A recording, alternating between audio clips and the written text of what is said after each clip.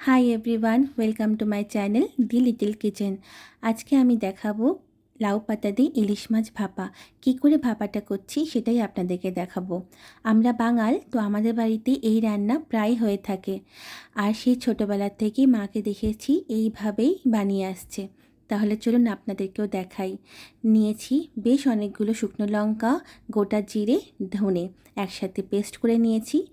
আর বেশি তেমন কিছু মশলা লাগে না। আর নিয়েছি অনেকগুলো লাউ পাতা। লাউ পাতাগুলো ধুয়ে পরিষ্কার করে রাখতে হবে। আর এদিকে ইলিশ মাছ 6টা পিস নিয়েছি, লবণ হলুদে ম্যারিনেট করে রাখতে হবে। আর সুতো তো অবশ্যই দরকার। এই মশলাটা এবার মাছের সাথে খুব ভালোভাবে মাখিয়ে নেব। সাথে দেব অল্প লবণ আর অল্প হলুদ। হলুদ আর লবণ অলরেডি মাছে দেওয়া আছে, তাই অল্প পরিমাণেই অ্যাড করব। আর সর্ষের তেল বেশ খানিকটা অ্যাড করতে হবে, ভাপাতে সর্ষের তেল অনেক বেশি লাগে। দেখুন কি সুন্দরভাবে ম্যারিনেট করে নিয়েছি। এবার অনেকগুলো লাউ পাতা হাতে নিয়ে দুটো মাছ একসাথে খুব ভালোভাবে মুড়ে দিতে হবে। আর সুতো দিয়ে খুব ভালোভাবে টাইট করে বাঁধতে হবে, না তো মশলাগুলো বেরিয়ে যাবে। এই দেখুন, তিনটের মধ্যে দুটো দুটো করে মাছ রেখে দিয়েছি। আর এগুলো কি করে ভাপা করব সেটাই আপনাদেরকে দেখাবো। এদিকে 2 ঘন্টা আমি চাল ভিজিয়ে রেখেছি। আর ভাতের জল ফুটে গেলে এক এক করে আমি লাউ পাতার মধ্যে যে মাছগুলো দিয়েছি এক এক করে 3টে আমি দিয়ে দেব। 10 মিনিট সেদ্ধ হবে সেই জলে। নর্মাল যেমন ভাত করি ঠিক তেমনই করতে হবে। চাল যেহেতু 2 ঘন্টা ধরে আমি ভিজিয়ে রেখেছি, তাই বেশিক্ষণ সময় লাগে না ভাত হতে। 10 মিনিটের মধ্যেই ভাত হয়ে যাবে। ভাতের মাড় ফেলে দেখুন ঢাকনা খুলেছি, কি সুন্দর লাগে, এত সুন্দর গন্ধ বেরোয়। আমাদের মাছগুলো খুব ভালোভাবে সেদ্ধ হয়ে গেছে, সেটাই আপনাদেরকে দেখাই। সুতোটা খুলে নিই। এবার সুতোটা যেখানে গেট লাগানো আছে সেখানে কাটলে পরপর করে খুলে যাবে। বেশি কষ্টের কাজ না।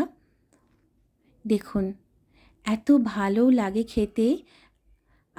মশলাটাও খুব ভালোভাবে, মাছটাও খুব ভালোভাবে কুক হয়ে গেছে। সারা ঘর ইলিশ মাছের গন্ধে ভরে গেছে। আপনারা বাড়িতে পারলে একবার বানিয়ে খাবেন। এটা আমাদের বাড়িতে প্রায় হয়। আমার বাবার এটা খুব প্রিয় একটা খাবার ছিল। এক এক করে পাতাগুলো থেকে মাছগুলো বের করে নিতে হবে। একটু সাবধান করে বের করবেন।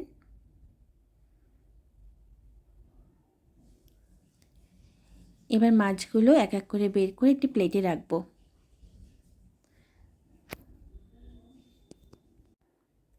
এক এক করে প্লেটে রেখে দেব। একটু সাবধানে রাখবেন। এদিকে বের করতে যাওয়ার সময় আমার একটা মাছ ভেঙে গেছিলো।